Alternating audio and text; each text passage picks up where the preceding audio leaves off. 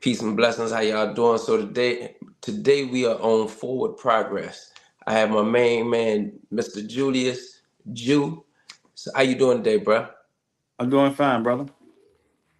All right. So before we start, if you will, share a little bit about who you are and what you do. Um, I'm Julius. I'm out of Richmond, VA. I started a nonprofit back in 2015, which I still currently have. Um, I work in mental health now. Uh, I do family. I'm a family support partner for mental health, and I also work in schools. And I'm a assistant coach on a girls soccer team. And I I can tell you, I've been to prison. I've been to prison twice. But I've overcame both of those things, and I've changed a lot of things about my life. Also have a men's group, which you should know about, Yes. and we do every third Sunday we do a barbershop conversation, and I think that's a great opportunity for young youth and males to get together and kind of brainstorm on what we can do to try to come together to kind of change. I don't want to say change the community, but Strength. we want to uplift and strengthen it. Um, so that's one of the things that I do, and that's a little bit about me. All right. So here on Forward Progress, what we actually do, we share about before you went to prison. How long did you do if you don't mind me asking? I did almost 6 years, like Okay, five that years was and some months. okay. That was the The second last time. one, the first time I did 4.5 years. Okay. So what we do, we talk about before, and then we'll talk about we can split the bids up if you want to. We'll talk Yeah. about doing the process during prison, but some of the great things that you just explained how you're and what you're doing now, we'll Hmm. go more in depth about those in just a second. Okay. So before you even went to prison, tell us a little bit about your life and what your life was like then. So I had a father. He was handicapped, so he wasn't actively in a lot of things I was doing as I was growing up. So I live with my mom, and I have two siblings that live with us. I grew up in the hood till I was at least 21. So all the projects in Richmond, I probably lived in them, most of all of them. Growing up, I went to school. I was a knucklehead, got put out of city schools, and I went to Chesterfield schools, and I wound up dropping out twice there, and then I wound up in prison. But I sold drugs, and I sold drugs from 14 till I was 21 when I got locked up. And So if you what? will share with me what may have led you down that path, because later on one of the youth Yeah. may look at this later on and say, "Hey, what So took him down this so what path?" led me down the path was my mom. So my mom worked hard, but she couldn't never buy anything. I never understood it.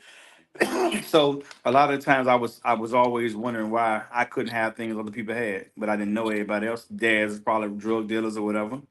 My mom worked two jobs, but she could still buy the nice shoes and everything I wanted. So I was like, you know what, one day I'm gonna just go out there and see what everybody doing. I started hanging outside. Of course I was living in the project, so it wasn't like it was unaccessible to me. It was accessible to me to be able to see and be able to do what everybody was doing. So um, I took the route of saying I don't want to not be able to get what I want. So I started, nickel and diamond. I went from getting, trying to I tried to get a couple pair of tennis shoes. So I get the little wholesale, and go out there and hustle and get me some shoes and sock wear them to school the next day, and look fly like everybody else want to do. And so I mean, and it went from there to I had a best friend he was always with me, and we used to, we sold drugs together, but he was saving his money. I never knew. So he used to be like, man, I got $6,000 saved up. I'm like, dang, I ain't got no money saved up, and I kept spending all my money. So I just those are the things that led me to like wanting to be, and once you in there, man, it's kind of hard to get out of it. Once because everything's going the way you want it to go. You getting the money like you want. You getting it fast, and you ain't paying no taxes on it, and you getting you getting everything you want to get. It was one of those things. It was an addiction for me. So It that's what started turning. led me to doing those things. It start turning. I guess you could say glorious. You start Yeah, seeing all the riches, all the things that yeah, come with it. yeah, But did you ever get into? I guess you could say any beefs? Did you see any of that yeah. negativity that I comes? was in. Man, listen. I was in beefs. I beefed with local other projects and stuff. The ones that I didn't live in, and we was beefing every day. Like at school. That's one of the reasons why I got put out of school. One of my friends, one of my homeboys, we got into a fight at school, and it was a real big fight. It was on the news and everything. And all of us, all of us wound up getting put out of school. But my friend came up there because we called him. He came up there and we got to fight, and he shot the school up and shot one of the kids, and he wound up getting a lot of time behind that. And he was young. I mean, he couldn't have been no more than about maybe 18, and he got a lot of time behind it. I think he stayed in like almost 20 years for that. And we got put out of schools, so my mom had to move me out of the Richmond City schools to the Chesterfield County schools. So, we stayed in beast, man. It's the same thing as kids going through now. But like the only thing that's different now, and I'm just jumping around right quick. That's different for me. I did like a lot more thinking. So when I did everything, I calculated it out. I didn't just go shoot up places. I didn't do, I actually was like one of those guys that would be like, I'm mapping this out. When we go, we're gonna do this, we're gonna do that, we're gonna do this, and we're gonna get out of there and get back. Like that was my, Your that was the mentality. way I was. I wanted to do things. I didn't want to be sloppy with it and stuff like that. Um, and not saying that what I was doing was right. I mean, at the time, I only knew that, so I was doing what I thought was right. You know. And So, what the reason why I asked a lot of these questions is because of the fact that a lot of the youth are going through pretty much what you went through, hmm and I'm hoping that later on they may one of them might go through this and realize that you have already been through it, so they don't have to go through this stuff. yeah, They don't have to.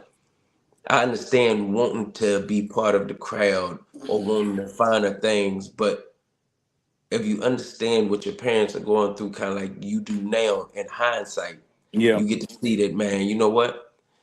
All of the clothes ain't even worth nah, it. Not in, yes, some fame and a lot of stuff come with being being a hustler, being the man, as we like to say. yeah, There's a lot of BS that comes with being the man as well. yeah, yeah.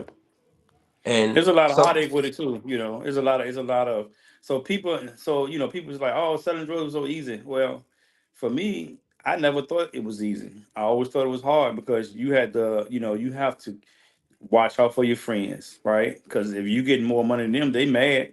So they want what you got, and if you don't give them none, then they want to get you. So you had to make sure they was okay. So and like a lot of times, you be in the streets and you got to watch out for the guys you beefing with. So then you got to watch your friends. You got to watch like Tupac said. You got to watch your friends, your homies, and your enemies. You know. then you gotta watch And the police. nowadays you got to watch your family because family killing family now. It ain't. Oh, you my cousin ain't kid. They killing family now. So it's just like you know when I just think that we got to um, make better choices when we make decisions, make better Hmm. decision making choices. What will my consequences be if this happened? Yeah, I went to prison twice. The first time it was a joke to me. I'm not even gonna lie. It was like, oh, I went through that time. I was young. Well, Second we're about time, to get into that now. yeah, So yeah, before we jump in, if you don't mind me asking, what did you go to prison for the first time? Was it drug? yeah. The first time I went to prison for selling cocaine. Okay. So Yeah. you get in there and I guess you're about to get your time. What did it feel like? Because you said, I know later on you said it was like a big joke to you, So but when I first went in, it was. So I'm gonna keep it 100 with you. Like, everybody had an opportunity to be real and tell on somebody and all that stuff like that. So I never thought that way, but I always was a person that thought I can trick the system. So mm, I lied to them. Like I got a couple buddies that lied to me. Yeah, I'm gonna do this when I get out. I'm gonna do this and do that. And you get out, you don't do all that. So like when I got out. I convinced them to let me out. I was like, yeah, I got you. I'm gonna do this. And I called my cousins and I told them, I said, look, the people got this, that, the third going on. My same cousins didn't believe me, right? They didn't believe what I was saying. They was like, oh, he probably snitching. But I'm trying to give them the game of the pictures that they had, because they give you pictures. They be like, yeah, this person, man, I ain't got nothing to say. No, they gonna still keep them in your face, even though you ain't got nothing to say. They want you to look. And I'm like, dang, they got my cousin in here. They got this person in here. And I was like, man, I gotta get out and tell them, because I'm like, how can I tell them? I ain't know which way I could tell them, right? I get home, like I like, yeah, I'm gonna go out here and do this, and I never did nothing. And I went. It's so fucking funny. Excuse my language for cussing, but it's so funny, right? I was like, yeah, I'm gonna do this as soon as I get out on bond. I called my cousin. I said, look, they got this, they got that. I gave him the whole game. He didn't believe me.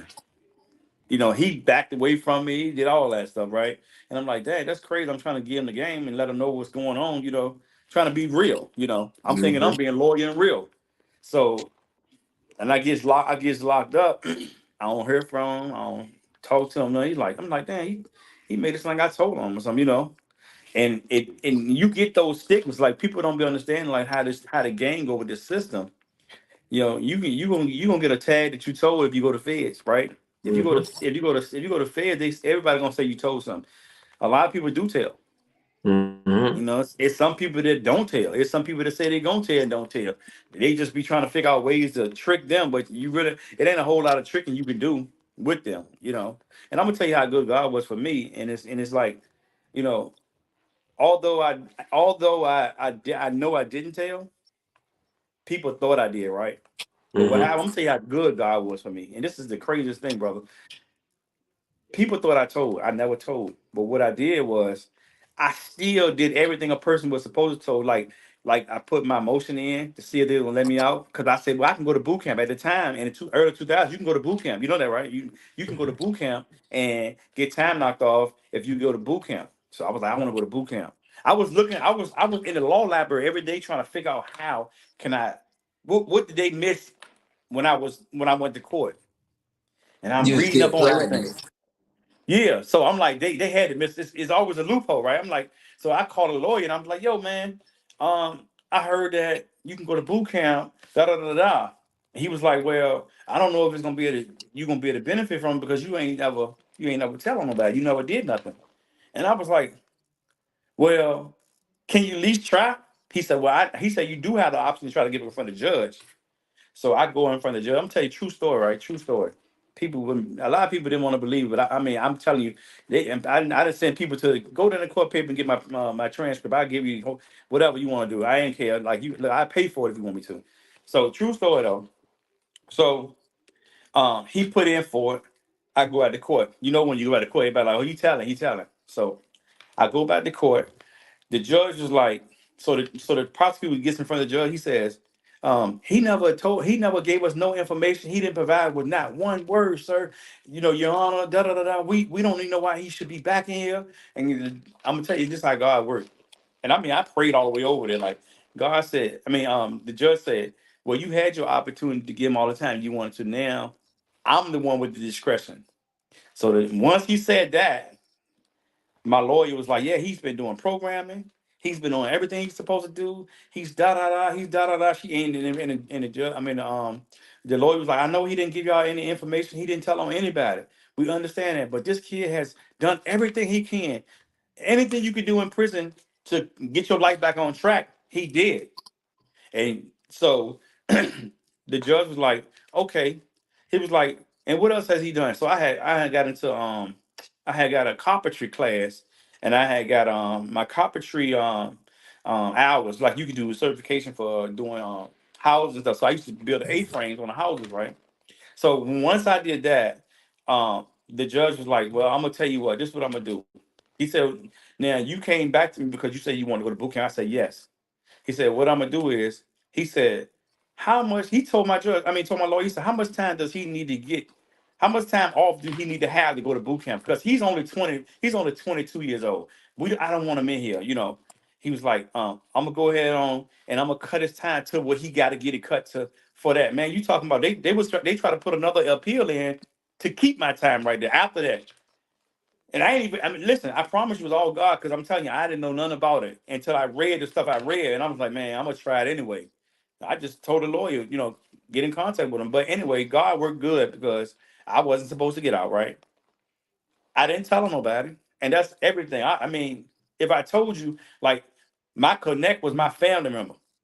He haven't done a day in jail since I got locked up. So that just goes to tell you, like, he was, you know what I'm saying? My connect was my people. So it's like he never he never got locked up. So so that's on my first time, going. So I went through all that stuff like that. I was supposed to go to boot camp and everything, and I wound up getting shipped and all that stuff like that. And it's like, I got all this stigma about he just said a third. I knew what I wasn't, so I wasn't even worried about it. I was like, okay, well, if I am all that, then you find somebody that said I did that to third, whatever.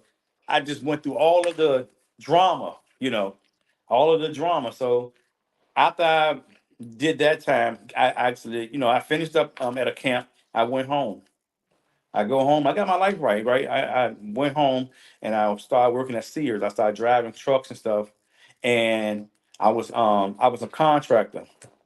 So I went. I was like 26 years old then. By the time I got out, I was like 25, turning 26. So I got a job driving trucks. I drove trucks for a man for like 6 months, and I said, you know what, I can't do this no more. And I was thinking about going back to selling drugs. I was like, no, I can't do it. I just gotta pay us. I just got out.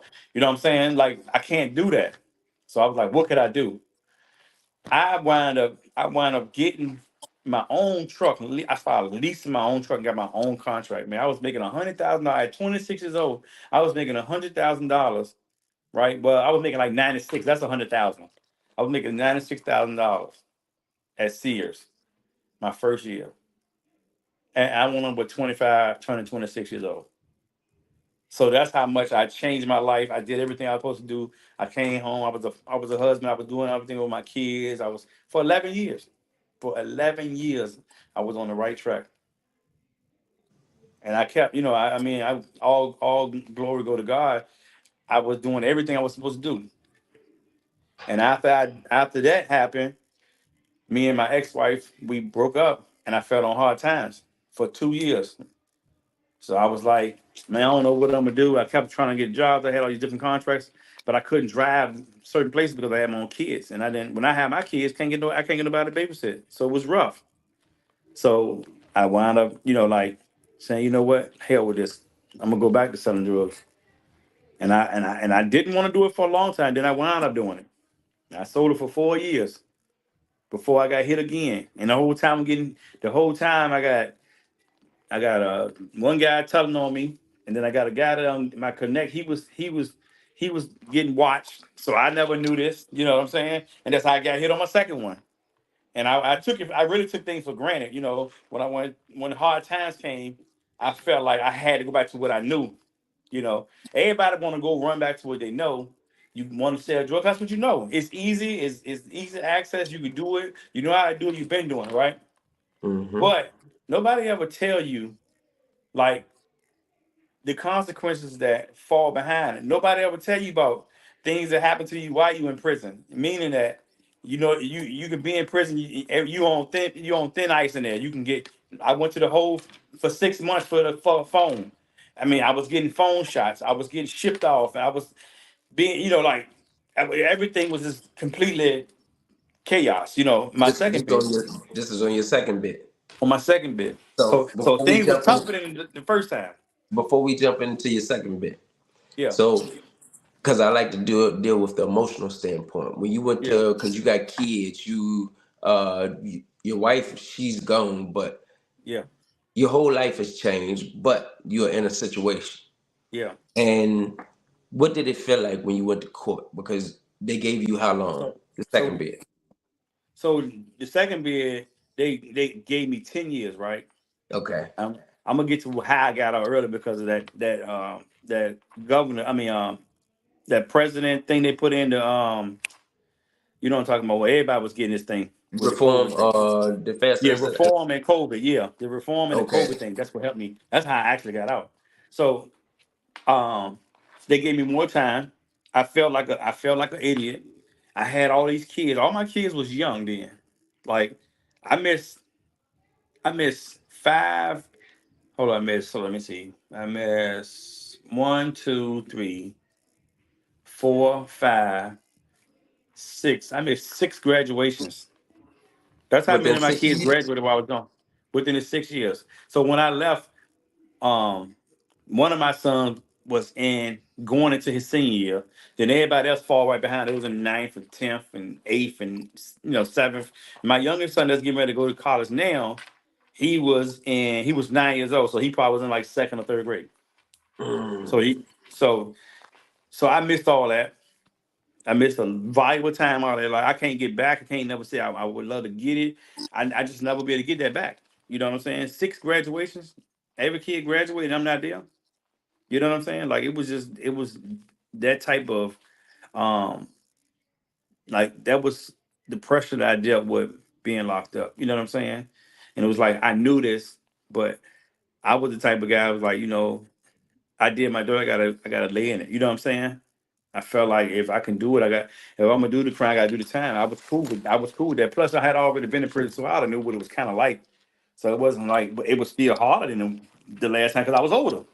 Yeah, I was and a little bit older. Yeah, you had all your kids at this time. yeah. I had all my kids. Yep, So yep. it's a lot more strain on you. So like you said, you was going through it mentally, and Mentally. now you're Yeah, sitting in prison. You got 10 years. yeah, Technically, you do 7.5. I think it's like seven and some change off yeah, of it. yeah. Was it federal or state? Federal. Mine's federal. Okay, so it was federal. Yeah, So off of that, technically you do 8.5, but you got yeah, 6 years, what is it, 6 months halfway house, 6 months whatchamacallit. yeah, Yeah, 6 months halfway house and the yeah, drug program. yeah. So So I ain't go to drug program. I was in the drug program, but I ain't go through it and finish it. Um, so the when at the time I was in a COVID situation, like everybody was getting the COVID thing and the reform. So yeah, all the time started hitting. before we jump into that one part, Okay, okay. um, you're going through the time. Mm-hmm.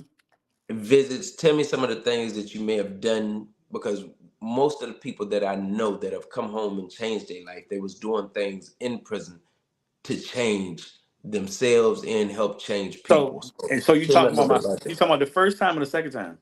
Second time. So the second time I got in all the programs I can get in. I was in I was in HVAC. I was in man, I was in every program you could think. I was even in sign language programs. Like I was occupying my time.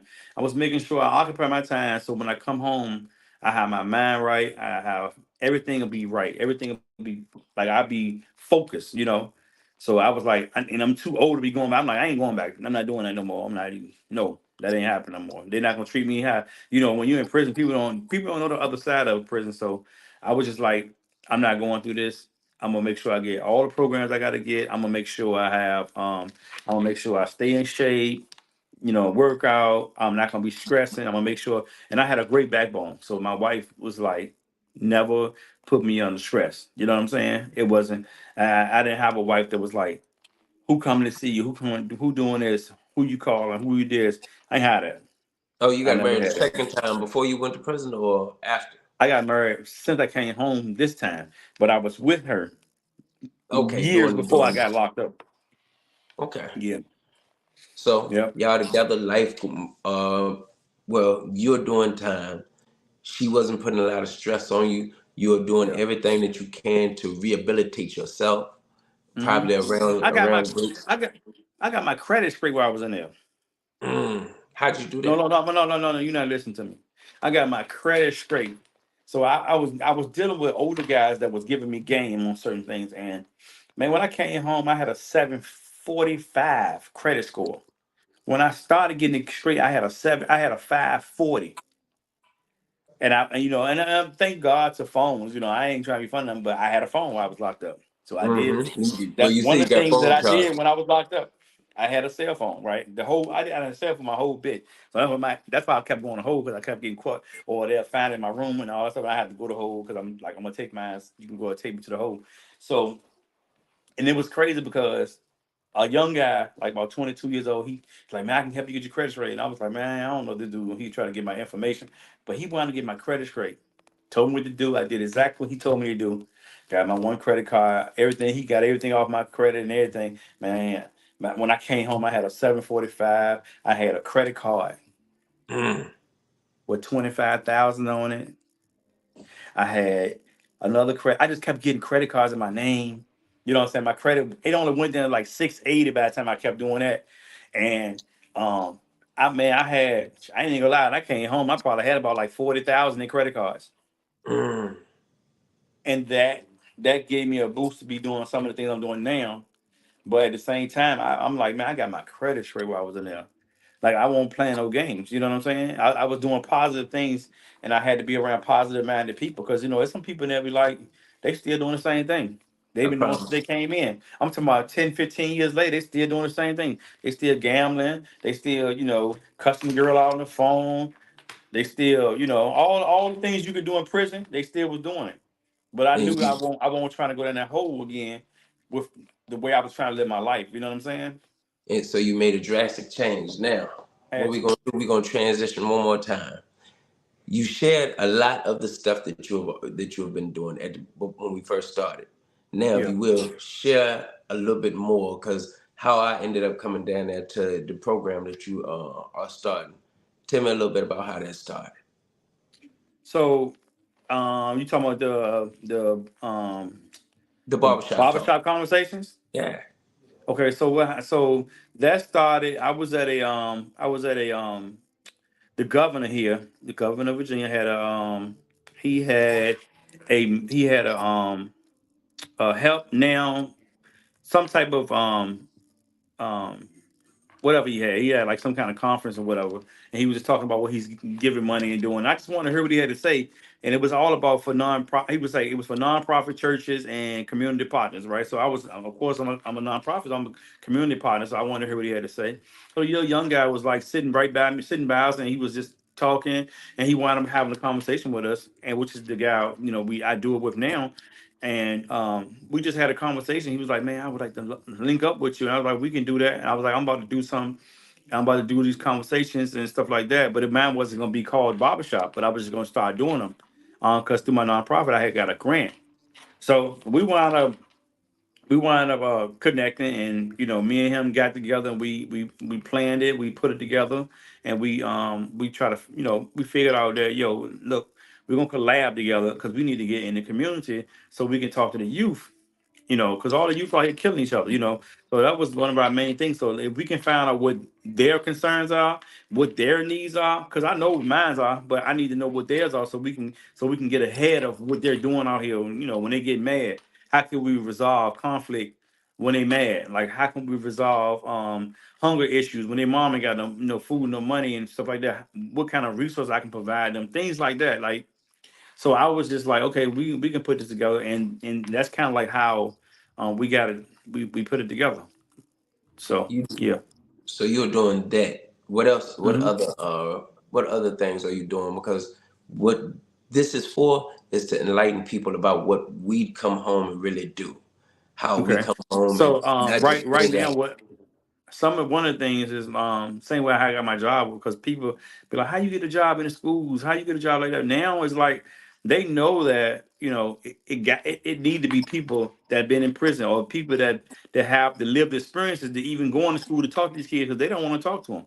So I work in schools and I work with parents, and I have a clinician. She's a therapist, and she works with the kids. So we collab together to work with the parents and the students for to make sure they're doing everything they need to do in their classrooms. I mean, in the schools. So we partner with the county schools, and we partner with the with the parents, so we can bring this together. Like try to figure out why kids don't come to school on time, why they don't like coming to school, all these types of things. We work together to kind of like have a wraparound support system, right? So um, with my nonprofit, we do. I got a resource center, so we provide resources to people. We provide help. We provide. Sometimes we have food. Sometimes we do toy drives during the Okay. year. We do Halloween. We do back to school drives. We do everything all year that you can think of that's giving back to our community. One, I want to thank you for all that you do, and Yeah, I for coming appreciate it. home and being the positive role model that you have become. Because the only way that we can get these kids to mirror what they see, we have to become what they need to see. We have to become the Yeah. model. Yeah. And you are being the model that they need to see, and That's not right. the mirror, and so they can mirror, but it's the model that you didn't always see when you were younger. Yeah. So you're pretty much, from what I was told, we show up the way we wish somebody had a showed up for us. Mm-hmm. And now we can become the superheroes that the youth need in order to help change their life, so and then they can sort of reciprocate and become what many others will need to see in the future. Mm-hmm. And So so, and I mean, I don't mean to cut you off. no, go ahead. Um, and one of the things that I would like, I think that we should raise awareness to is like, no matter how much money you think you're gonna make, right? No matter how much money you make while you like out in the streets selling drugs, whatever you're doing, right? It's gonna cost you more being in prison than it does. Because if you do 10 years and you spend 340 times 10, well, 340 is your max in the feds. Your max is about like 340, 350, somewhere up in there. And you spend that every month. Like say you max out on it every month for 12 months, It's over right? 3 grand. Yeah. So you multiply that. So you multiply that times 10 years. That's That's just in another. food. That no, That's that's another. just in food, That's over 30 right? grand right there. Yeah, that's in food. That ain't got nothing to do with your phone every month you paying. You gotta pay your phone. Your phone run you $70. I think ours is yeah, it's like yep, it's like what I forgot how much it was I think it a was 70. call. No, it was like $70 a month.